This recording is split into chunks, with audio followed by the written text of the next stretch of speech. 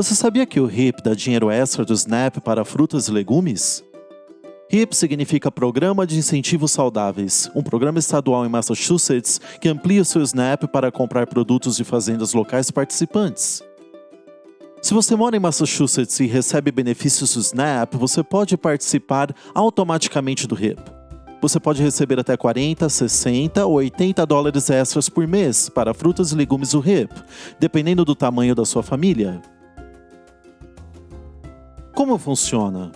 Primeiro, verifique o saldo do seu SNAP. Você precisa ter SNAP no seu cartão EBT para fazer sua compra HIP. Em seguida, encontre uma fazenda participante do HIP no mapa em dtafinder.com. Depois visite o local do HIP. Procure pelas placas do HIP.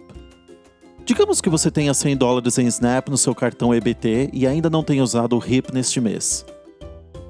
Você decide passar seu cartão EBT para comprar 20 dólares em frutas e legumes de uma fazenda do HIP. O HIP devolverá instantaneamente os 20 dólares que você gastou e colocará esse valor de volta como SNAP no seu cartão EBT.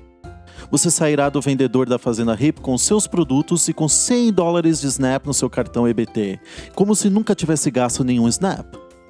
Vamos dar uma olhada no seu recibo do HIP.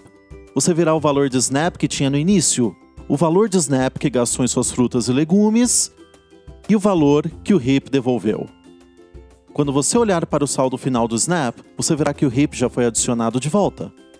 A seção HIP na parte inferior do recibo mostra quanto de HIP você já usou neste mês e quanto ainda resta para usar. Se você continuar comprando frutas e legumes de vendedores do HIP, o HIP continuará devolvendo dinheiro no seu cartão EBT. Seu limite mensal do HIP reinicia no dia 1º de cada mês com novos 40, 60 e 80 dólares para frutas e legumes do HIP. Para mais informações, acesse o site mass.gov/HIP.